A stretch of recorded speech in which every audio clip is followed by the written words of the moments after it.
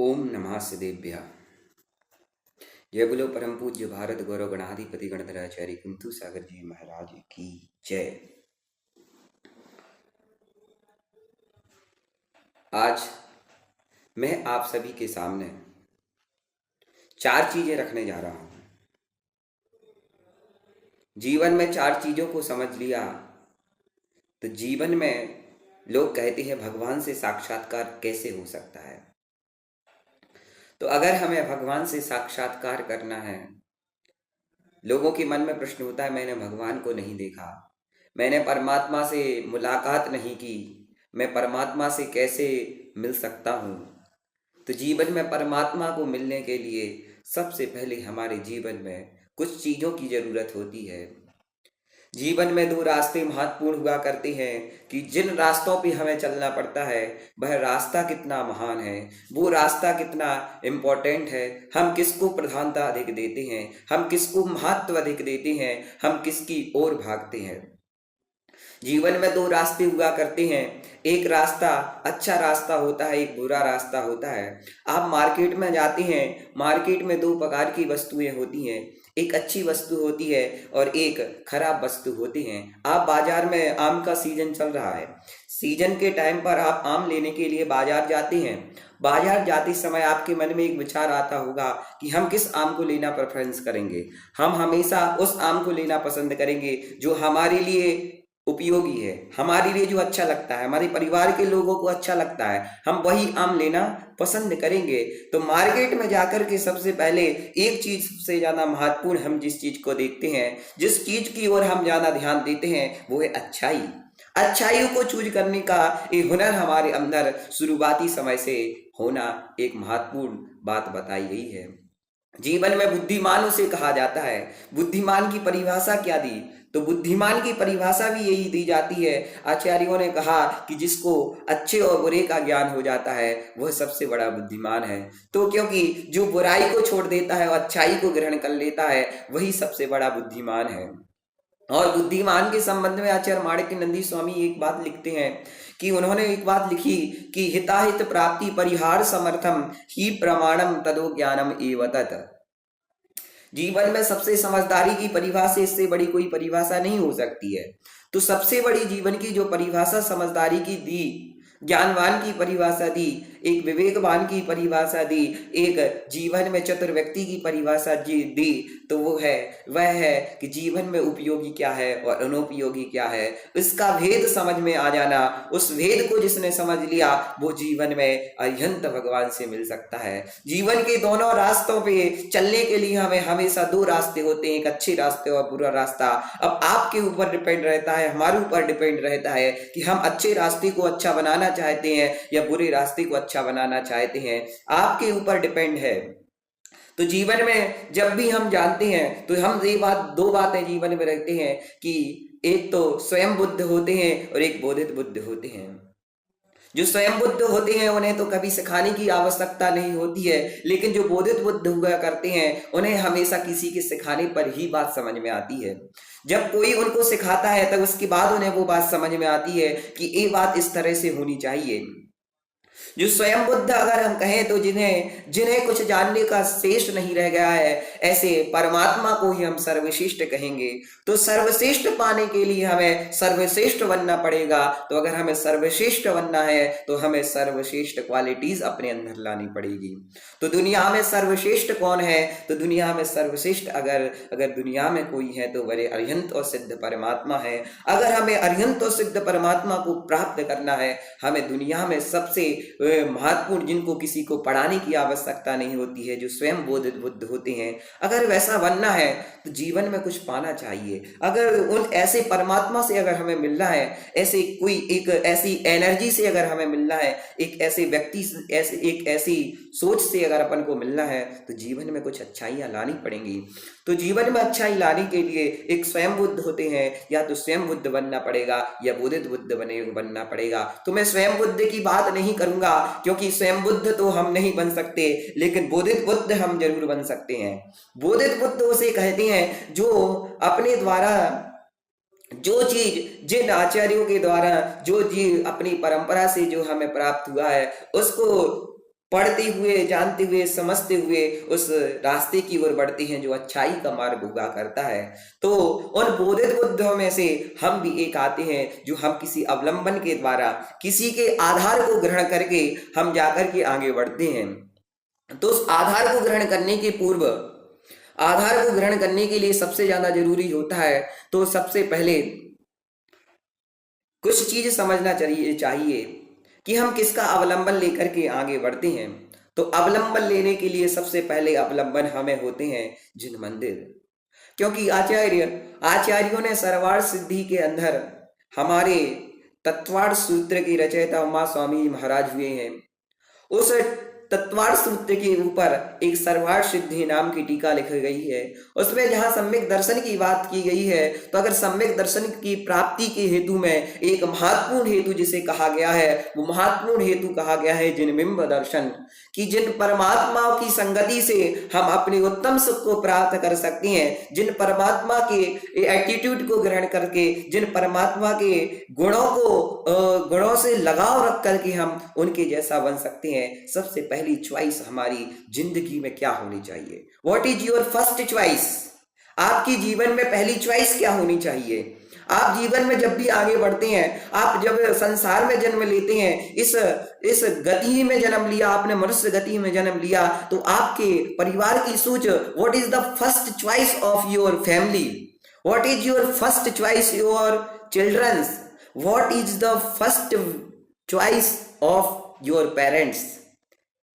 अगर किसी की पहली चॉइस अगर हमें देखना चाहिए, तो उसकी पहली चॉइस वह किस चीज को देता है, इससे महानता पता लगती है। तो जीवन में 3 प्रकार के मंदिर हमारे जीवन में होते हैं। या तो सबसे पहला मंदिर जो होता है तीर्थ मंदिर हुआ करता है।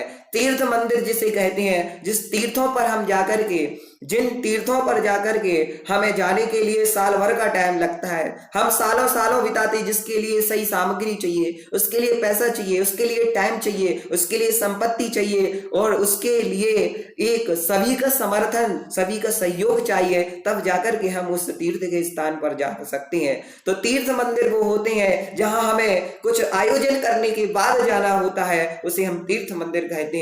दूसरा जो होता है वो संघ मंदिर। हमारे यहाँ जो मंदिर दिखाई देते हैं, हमें कहाँ दिखाई देते हैं?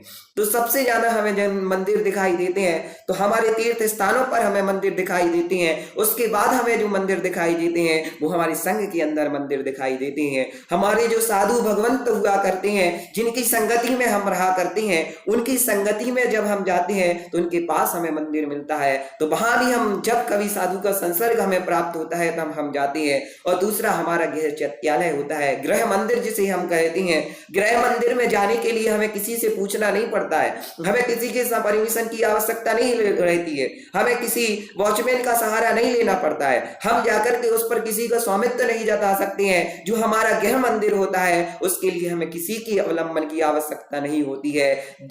यह हमारे जीवन में एक विचारधारा होनी चाहिए। आज लोग सोचते हैं कि मंदिर बन गए हैं तो हमें गृह मंदिर की आवश्यकता, क्या आवश्यकता है? तो गृह मंदिर की आवश्यकता उस व्यक्ति के लिए होती है जो जीवन में किसी ने अपनी फर्स्ट चॉइस को प्रधानता नहीं दी। उसकी फर्स्ट चॉइस अरिहंत भगवान होनी चाहिए, लेकिन उसकी फर्स्ट चॉइस उसने कभी बनाई नहीं। जीवन में फर्स्ट चॉइस किसकी होनी चाहिए? तो जो भगवान के प्रति आस्था रखता है उसकी फर्स्ट चॉइस भगवान हुआ करती हैं। लेकिन अगर आपको सबसे पहले, अगर दुनिया का मंदिर बनाने से पहले आपको अपने खुद का मंदिर बनाना पड़ेगा, उस मंदिर को बनाने के लिए तो सबसे पहले अपने आप का मंदिर बनाने के लिए आपको अपने अंदर झांकना पड़ेगा। आपके अंदर 5 इंद्रियां आपके लिए दी हैं।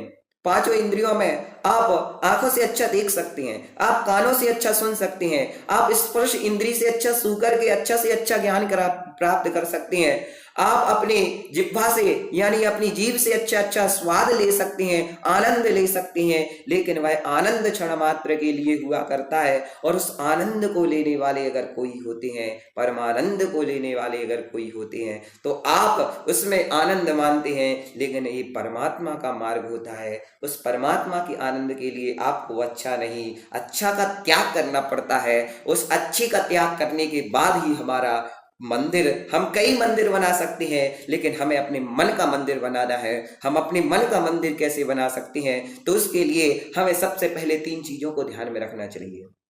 फर्स्ट ऑफ ऑल, पहली चीज होना चाहिए, जीवन में एक चीज याद रखना चाहिए। सबसे पहली जो बात होती है वो है राइट एटीट्यूड। सबसे अंदर पहले हमारे अंदर राइट एटीट्यूड होना चाहिए। दूसरी बात हमारे अंदर होना चाहिए पॉजिटिव एटीट्यूड। अगर हम किसी चीज को कर रहे हैं, किसी चीज को करने से पहले हमारे पास पॉजिटिव एटीट्यूड होना चाहिए। और तीसरे नंबर पर जो मैं आपको बताना चाहता हूं वो है गुड एटीट्यूड। तो जीवन में आप परमात्मा को प्राप्त करना चाहते हैं, परमात्मा की ओर बढ़ना चाहते हैं, तो जीवन में 3 चीजें याद रखना चाहिए, right attitude, positive attitude and good attitude. तो what is the right attitude? Right attitude जहां हम 2 लाख, जैसे हमने किसी व्यक्ति से कर्ज लिया था, उसने 2 लाख रुपए माफ कर दिए, राइट एटीट्यूड, उसका अप्रोच अच्छा था, उसकी विचारधारा अच्छी थी, राइट एटीट्यूड था।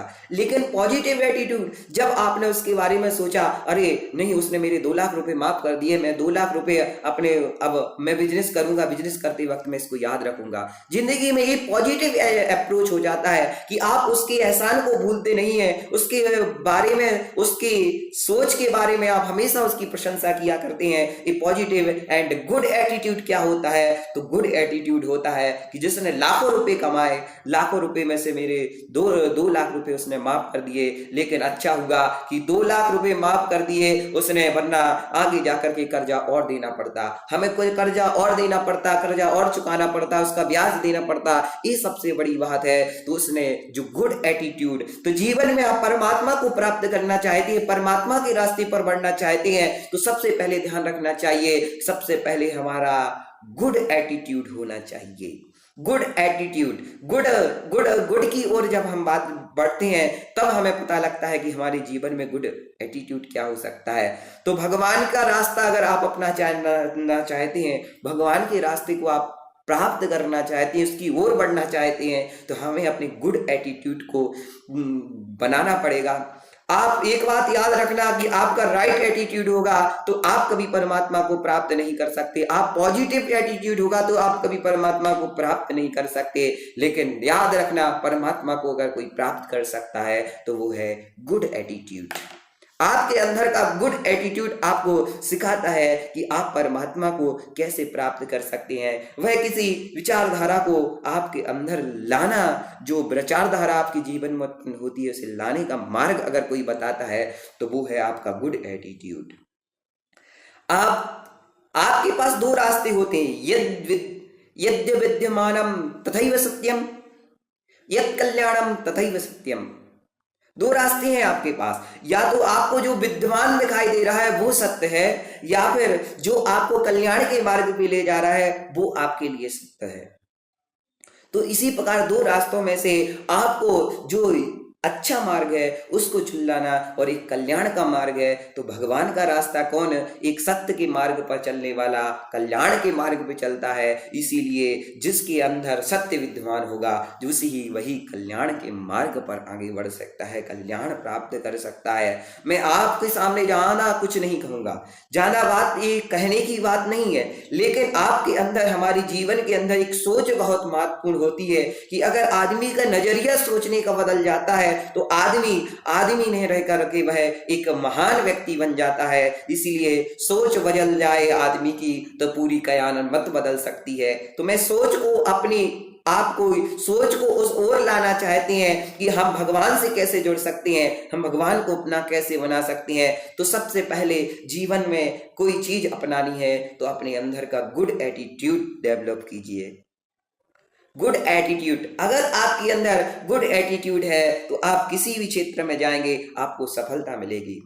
आज भगवान को हम लाने के लिए, हम जब भगवान को मंदिर में ले जाते हैं, भगवान को जब गृह चैत्यालय में रखा जाता है तो बहुत लोग बोला करते हैं कि मंदिर में जब चैत्यालय है तो घर में चैत्यालय की क्या आवश्यकता है। अगर हम घर में चैत्यालय को रखते हैं, घर में मंदिर बनाते हैं तो बहुत बड़ी असाधना का दोष लगता है, बहुत बड़ी असाधना हमारे द्वारा हो जाती है।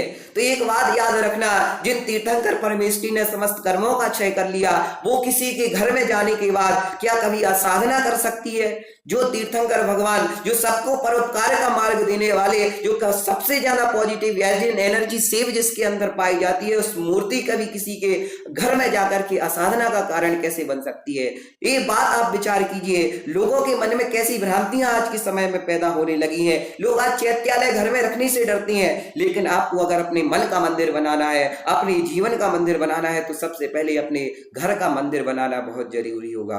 क्योंकि जीवन में आप प्रधानता किसको देते हैं, किसको आप फर्स्ट चॉइस लगते हैं? आप अगर घर में होते हैं तो घर में रहकर के आपको नियम से पूजन अभिषेक करना पड़ता है। अगर आपके घर में चैत्यालय है तो आपको नियम से पूजन करना पड़ता है, नियम से उसकी आराधना करनी पड़ती है। लेकिन जब आपका पड़ोस में ही मंदिर होता है तो आप वहां जाना पसंद नहीं करते, आप वापस जाना पहले पसंद करते हैं। वो इसीलिए मैं बोलता हूं, अगर हमारी फर्स्ट चॉइस हम किस चीज को देते हैं, ये मायने रखता है कि फर्स्ट चॉइस अपने जीवन में अपनानी चाहिए। तो फर्स्ट चॉइस ही हमारी गुड एटीट्यूड बनेगी। तो गुड एटीट्यूड लाने के लिए हमें सबसे पहले भगवान की मंदिर को अपने नजदीक रखना चाहिए।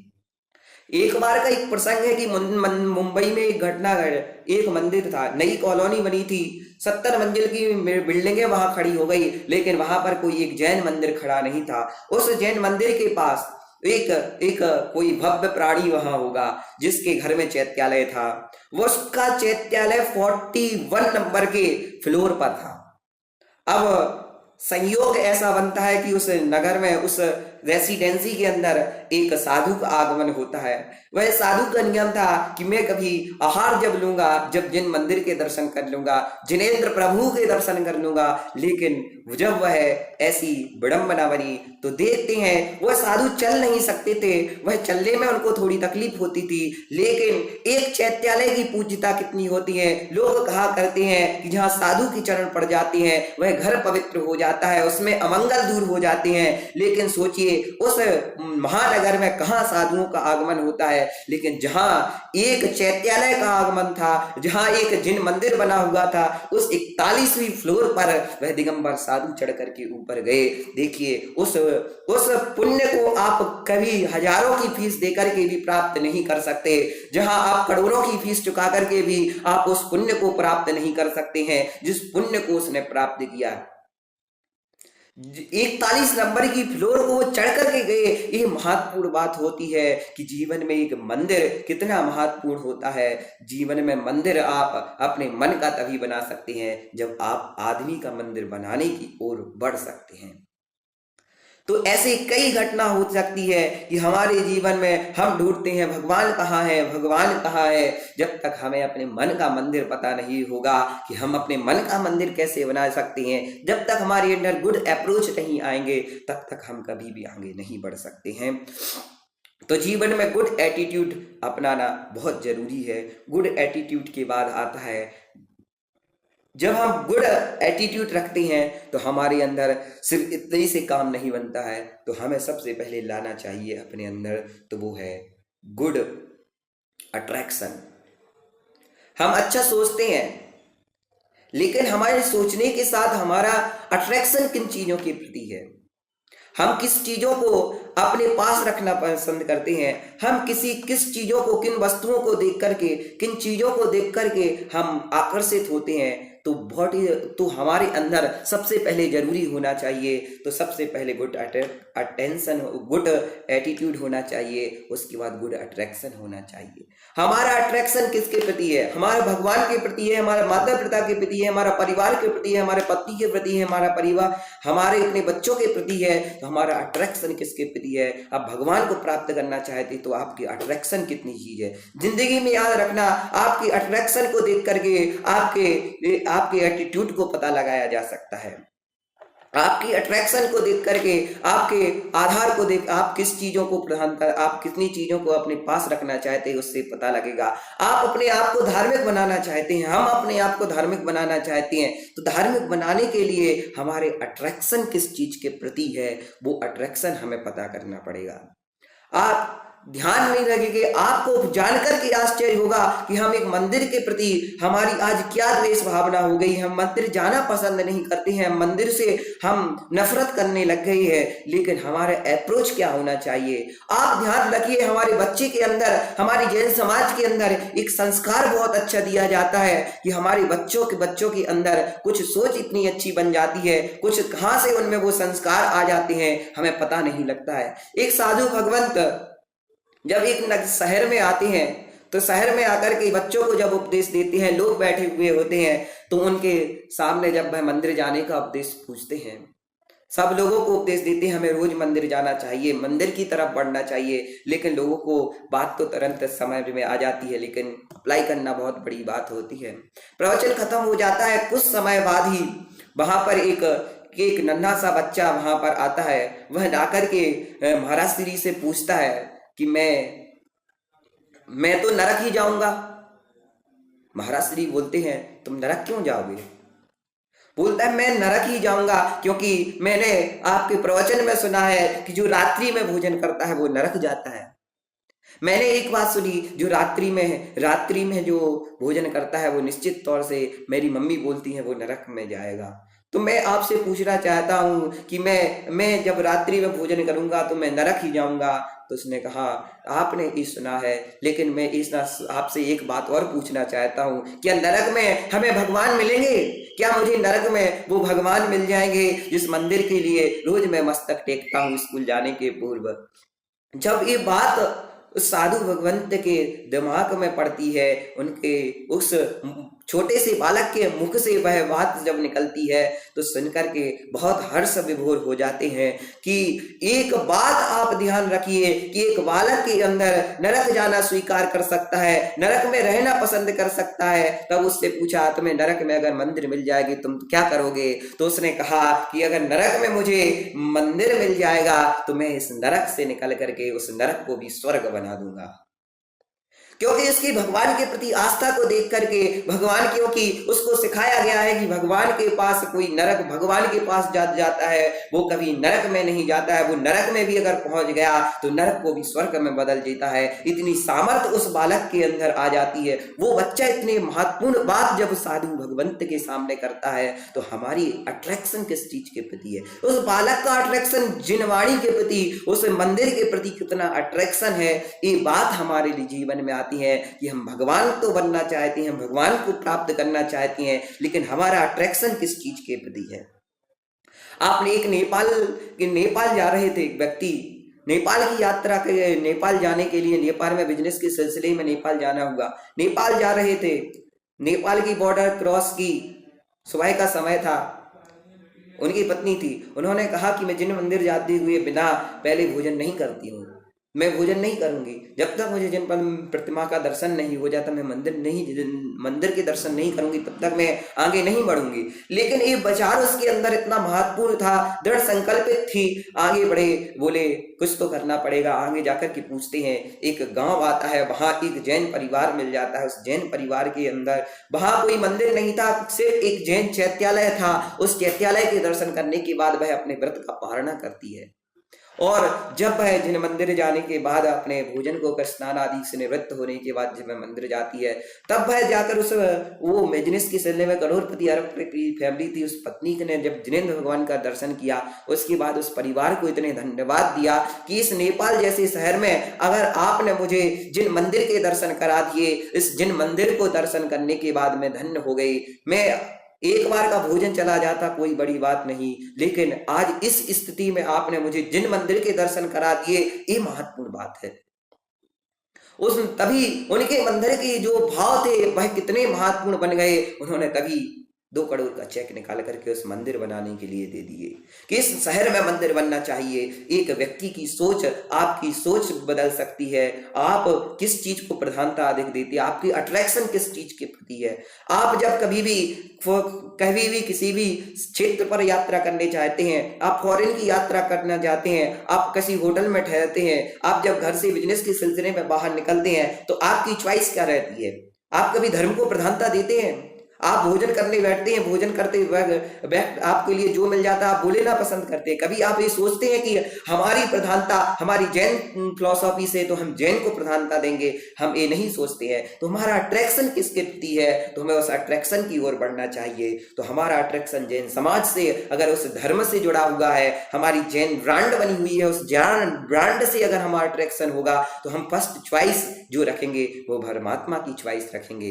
तो परमात्मा की चॉइस अगर हम रखेंगे तो हम जब किसी होटल में ठहरते हैं तो हम ऐसी जगह पर ठहरे जहाँ जिन मंदिर नजदीक हो। हम जब किसी विद्यालय में पढ़ने जाते हैं तो हम ऐसी जगह रुकने का बंदोबस्त करें जहाँ नजदीक जिन मंदिर हो। हम जाकर के किसी ऐसे क्षेत्र में रहने का पसंद करें जहां पर हमें जिन मंदिर मिले।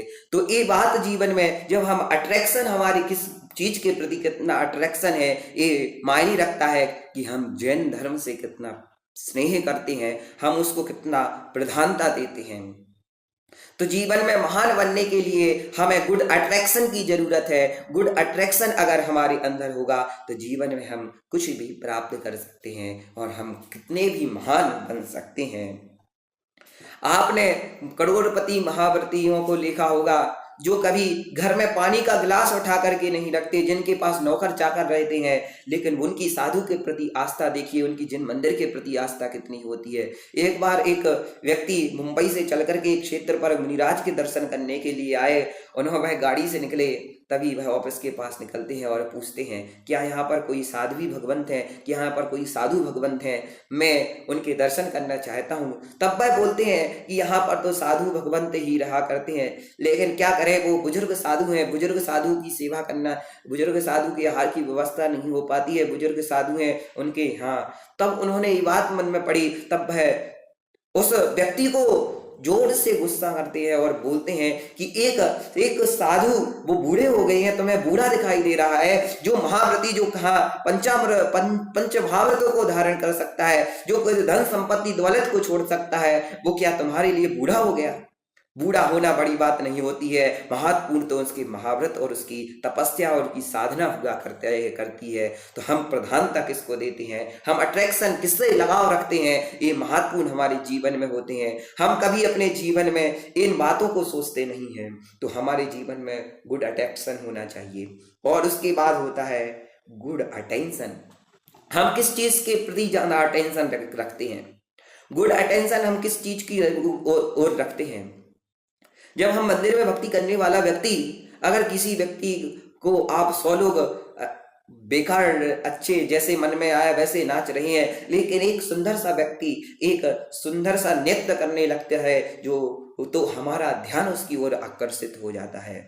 हम अटेंशन, जब दुनिया में हजारों की पब्लिक एक समूह में बैठी होती है, जब एक नेता जब समाज में मंच पर बोलने के लिए जाता है और वह साधु भगवंत के चरण को स्पर्श करता है, तब आपका अटेंशन किसकी ओर रहता है। तो अटेंशन जीवन में कितना महत्वपूर्ण रहता है। तो हम किसी भी स्थिति में रहें, हम किसी भी परिस्थिति में रहें, लेकिन हमारा अटेंशन अगर किसी के प्रति होना चाहिए तो वो हमारा भगवान के प्रति पहला अटेंशन होना चाहिए। तो अटेंशन रखने, आज हम अटेंशन की बात कर रहे हैं, तो अटेंशन अगर जीवन में लाना चाहते हैं तो हमारे जीवन में अटेंशन बहुत महत्वपूर्ण होती है। अटेंशन मतलब सिर्फ इतना ही नहीं होता है। जब कोई साधु भगवंतों को आपने देखा होगा, आपने किसी व्रती को देखा होगा, किसी श्रावक को देखा होगा, जब वह उपवास करता है, व्रत करता है, 10 दिन का उपवास करता है, तब आपके मुंह से उसके लिए अनुमोदना नहीं निकल सकती, आप उसकी तारीफ नहीं कर सकती है। तो जब 100 लोगों के बीच में जब एक व्यक्ति 10 उपवास करता है तो आप उसकी कितनी प्रशंसा करते हैं। तो प्रशंसा जीवन में एक अट्रैक्शन जितना महत्वपूर्ण है, उतना जीवन में अटेंशन देना जरूरी है कि हम किस चीज को अटेंशन देते हैं। जीवन में अगर कोई आपके लिए 1 करोड़ रुपए का दान देता है तो आप उस समाज के लिए, उन लोगों के लिए क्या अनुमोदना प्रदान करते हैं, आप उनको क्या खुश नसीबी देते हैं, क्या दुआएं देते हैं, ये आप उससे पता लगते हैं। जब आपका कोई परोपकार करता है तो आपका उसके प्रति अटेंशन बढ़ जाता है, उसके प्रति आपके नजरिया बदल जाता है। जब किसी समाज एक प्रसंग मेरे सामने आया, एक संस्था थी, उस गुरुकुल में करीब 50 बच्चे पढ़ते थे। उस 50 बच्चों में से जब उसकी धार्मिक शिक्षा आज के समय में कोई लेना नहीं चाहता था, वह गुरुकुल बंद होने की कगार पर था। लेकिन एक सज्जन व्यक्ति ने की नजर उस पर पड़ी और उस व्यक्ति ने जाकर के 2 करोड़ उस संस्था के लिए दान दे दी। वो संस्था फिर से उठने लगी और उठने के बाद जो अटेंशन समाज का उस पर पड़ा, वो समाज आप देख सकते हैं कि वो समाज में कितना बड़ा काम कर रही है। तो संस्था को समाज के लिए रीढ़ की हड्डी बनना, उसकी अनुमोदना करना, उस पुण्यात्मा जीव की अगर हम देखें तो उस पुण्यात्मा जीव की अनुमोदना करना कितना महत्वपूर्ण था। जब कोई व्यक्ति, जब हम किसी किसी गुरुकुल के माध्यम से किसी जगह पर प्रवचन करने जाते हैं, जब हम अपनी संस्था के लिए उनसे डोनेशन मांगा करते हैं, डोनेशन जब हम उन बच्चों के लिए कुछ सहयोग मांगने की बात करते हैं, तब उनके मन में एक ही विचार आता है, हम सहयोग प्रदान कर देंगे। तो हम सहयोग प्रदान तो वह करते हैं, लेकिन उस संस्था के द्वारा उनका क्या सही सम्मान हमें करना चाहिए, उस समाज का धन्यवाद हमें कैसे करना चाहिए, उस व्यक्ति का सम्मान हमें कैसे करना चाहिए, उसके उपकार को हमें कैसे मानना चाहिए, ये बात हमारे अंदर आनी चाहिए। अगर ये बात हमारे अंदर आती है तो समझ लेना वह उसने तो अपना पुण्य कमा लिया, लेकिन हम अगर पुण्य कमाना चाहते हैं उसकी अनुमोदना के द्वारा। जीवन में एक व्यक्ति ने अपने माता पिता के देहांत के बाद एक एक विद्यालय बनाने का प्रण किया। उस विद्यालय को बनाने के बाद उसके मन में जो विचार आए, तो उसने जीवन में एक विद्यालय का निर्माण कर दिया, तो उसकी कितनी प्रशंसा की जानी चाहिए। तो जीवन में अटेंशन प्राप्त करने के लिए जीवन में कुछ ना कुछ अच्छा करना पड़ता है। अटेंशन, जब हम किसी 100 लोगों की भीड़ में जब एक बुद्धिमान दिखाई देता है तो वह 100 लोग अलग हो जाते हैं और एक बुद्धिमान चमकता रहता है। इसी ब्रह्मांड, इसी सृष्टि के अंदर आपने हजारों प्रकाशमान वस्तुएं हैं, लेकिन एक सूर्य दिव्यमान प्रकाशमान एक ऐसा जीव है जो जो पूरे ब्रह्मांड के अंदर चमक रहा है, उसे किसी के चमकाने की आवश्यकता नहीं होती है। इसीलिए अपना अटेंशन हमेशा उन अच्छी चीजों पर रखें। जब उन अच्छी चीजों पर अटेंशन करें, उसकी प्रशंसा करने से कभी ना चूकें, उसकी बुराइयों को छोड़ करके अच्छाइयां देखने की ओर जब आपका अटेंशन जाग जाएगा, तो आप जीवन में निश्चित तौर से आगे बढ़ने के प्रति आप परमात्मा के रास्ते पर बढ़ सकते हैं। सम्यक दर्शन का हेतु वह बन सकता है। एक प्रशंसा आपके जीवन में सम्यक दर्शन का हेतु बन सकती है। जब कोई व्यक्ति 10 दिन का उपवास करते हैं, आप उसकी अनुमोदना कीजिए। जब कोई व्यक्ति, आपका बच्चा अगर एक साधु भगवंत के पास में गया, वह श्वेतांबर साधु थे, उन्होंने साधु भगवंत से बड़े साधना करते थे, लेकिन एक दिन आहार एक दिन उपवास ऐसे उनका चलता था। तब एक दिन कोई व्यक्ति उनके पास आया और सुबह से वह रोज भगवान का अभिषेक देखा करते थे। भगवान का अभिषेक किया। उस एक बालक ने वहां जाकर के शांति मंत्र का पाठ बहुत सुंदर आवाज में, मधुर आवाज में एक बच्चे ने वहां जाकर के उस शांति मंत्र का वाचन किया। वह मुनिराज देख करके कृतकृत हो गए। वह साधु देख करके बहुत प्रसन्न हुए। वह जाते हैं। उसके बाद गोचरी का समय होता है। गोचरी का समय होने के बाद तब श्रावक सृष्टि वहां पहुंचते हैं। मुनिराज आहार को, साध्वी जी आहार के लिए नहीं उठे। तब वह जवाब देते हैं, आज कल आपका उपवास था, आज आप गोचरी के लिए नहीं उठेंगे। तब उन्होंने एक जवाब दिया कि वो बात सुनने लायक है। उन्होंने एक ही बात कही कि जीवन में मैंने सब कुछ त्यागा है, लेकिन आज मैं जो बात, जब आज मैंने देखा कि एक बच्चा सुबह से जो शांति मंत्र का वाचन कर रहा था, आज उसको देख कर के मन में इतनी आनंद हुई, इतनी प्रसन्नता हुई, आज उसके लिए मैंने उपवास किया है। तो जीवन में जब हमारा अटेंशन अच्छाइयों की ओर बढ़ जाता है, जब हमारा अटेंशन किसी अच्छी काम के लिए बढ़ने लगता है, तो उसके लिए हम कुछ अनुमोदना कर सकते हैं। एक व्यक्ति था, उसको 100 कम से कम 2000 श्लोक इस बच्चे को याद थे। तब उस बच्चे को देख करके एक माँ इतनी अभिभूत हुई। जब वह समाज में वह श्लोक सुना रहे थे, तब जाकर के इतनी अभिभूत हुई। उस माँ ने उस बच्चे को गले से लगा लिया। उस दादी माँ ने उस बच्चे को गले से लगा लिया। एक बात याद रखना कि आपका अटेंशन किस चीज के प्रति है। अगर आपकी अटेंशन अच्छाइयों के प्रति रहेगा, तो आप जीवन में बहुत आगे निकल सकते हैं। जीवन में आप परमात्मा के रास्ते को प्राप्त कर सकते हैं। उसमें आपको प्राप्त करने में समय तो लगेगा, लेकिन ये निश्चित तौर से कह सकता हूं, आपको ज्यादा समय नहीं लगेगा। तो आपकी अटेंशन कहाँ रहती है? तो समाज में जब हम मंदिर में रहते हैं, जब समाज में कुछ बड़ा काम करते हैं, तो हम क्वालिटी को प्रधानता देना चाहिए। जिसकी व्यक्ति की क्वालिटी को समझना सीख जाता है, वो व्यक्ति जीवन में बहुत आगे निकल जाता है। जीवन में महापुरुष हमेशा क्वालिटी को देखा करते हैं, हमेशा अच्छाइयों को देखा करते हैं, इसीलिए वह जीवन में अटेंशन उनका जो होता है तो वह अच्छाइयों के प्रति होता है। तो जब हम किसी व्यक्ति की प्रज्ञा की ओर नजर डालने लगते हैं, जब हम उसकी सोच की अच्छी सोच के ऊपर दृष्टि डालने लगते हैं, जब हम उसकी अनुमोदना करने लगते हैं, हम उसकी प्रशंसा करने लगते हैं, जब हम उसके विचारों को आगे प्रेषित करने लगते हैं, तब हमारे जीवन में पता लगता है कि हमारा अटेंशन किस चीज के ऊपर है। तो हमारा अटेंशन अगर अच्छा बनाना है, हमें अच्छा अटेंशन लाना है, अटेंशन अच्छा प्राप्त करना है, तो हमें क्वालिटीज की ओर नजर देना चाहिए। जीवन में अगर हम क्वालिटीज पर ध्यान देंगे तो बहुत बड़ा काम हो सकता है। आज एक व्यक्ति एक मंदिर में, महानगर था, महामंदिर में एक मुनिराज आए हुए थे। मुनिराज का उपदेश चल रहा था। वह मुनिराज तभी उन्होंने युवा वर्ग के लिए विशेष उद्बोधन दिया। विशेष उद्बोधन में उन्होंने एक बात कही कि हमें जीवन में जितना हो परोपकार, जो कुछ अच्छा कार्य करता है उसकी प्रशंसा करनी चाहिए।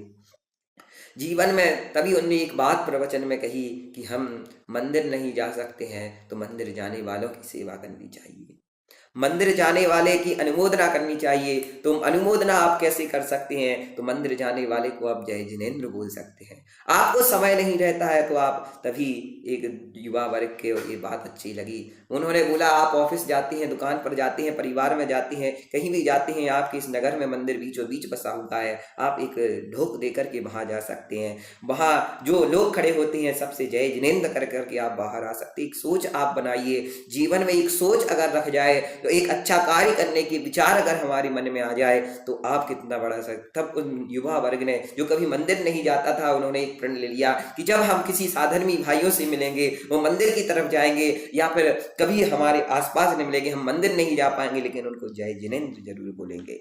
तो आप मंदिर नहीं जा पाते, कुछ कारणवश वैसे मंदिर जाना चाहिए, लेकिन जब हम मंदिर नहीं जा पाते तो उस कृत्य को करने वाले व्यक्ति की अनुमोदना आप जय जिनेंद्र करके कर सकते हैं। Good attention. और अब सबसे महत्वपूर्ण जो चीज मैं आपको देने वाला हूं, वो सबसे महत्वपूर्ण अंतिम और लास्ट बात जो आप तक पहुंचाने जा रहा हूं वो है कि आप गुड एक्शन, आप जब गुड एटीट्यूड रखते हैं, जब आप गुड अटेंशन रखते हैं, जब आप गुड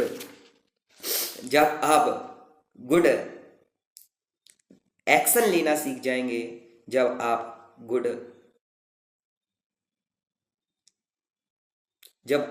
एटीट्यूड, गुड अटेंशन और गुड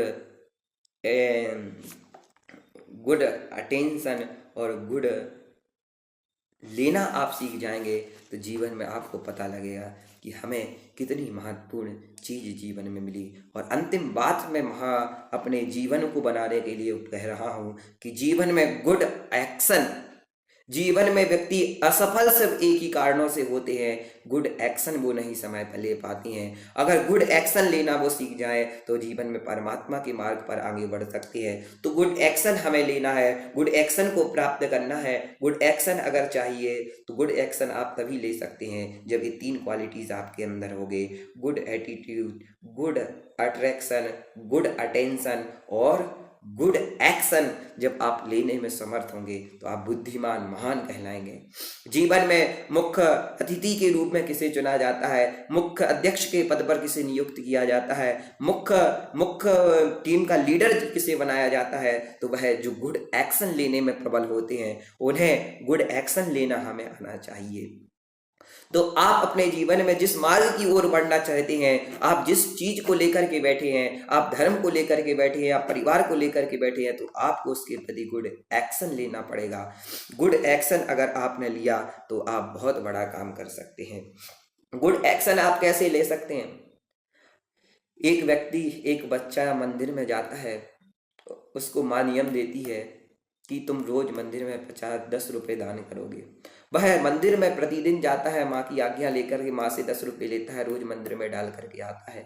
एक दिन वहां के नवयुवक को वह बात पता लगती है कि मंदिर प्रतिदिन आता है, मंदिर में 10 रुपये डाल करके जाता है। तो वह 10 रुपये डाल करके उसके मन में एक दिन विचार आया कि मैं इसकी प्रशंसा करूं। वह 10 रुपये डाल करके जाता था, तो उसने एक दिन उसको 100 रुपये दिए कि मेरी तरफ से तुम 100 रुपये डाल करके आओ। और उसने समाज में जब समुदाय के रूप में जब वहां देखा, तो उस बच्चे की उन्होंने प्रशंसा की, ये व्यक्ति रोज 10 रुपये दान करता है, लेकिन उस 10 रुपये दान की कीमत नहीं है, उसके अंदर जो विचारधारा उत्पन्न हुई, उस विचारधारा का सम्मान होना चाहिए। उस व्यक्ति ने भी नियम लिया कि मैं एक व्यक्ति जब 10 रुपये दान कर सकता हूं, तो मैं मंदिर में 500 रुपये प्रतिदिन दान कर सकता हूं, मैं मंदिर में 100 रुपये दान कर सकता हूं। तो उसने जब इतना लाखों कमाता है, तो उसमें 100 रुपये दान तो मैं कर ही सकता हूं। तो वह प्रतिदिन का नियम ले लेता है।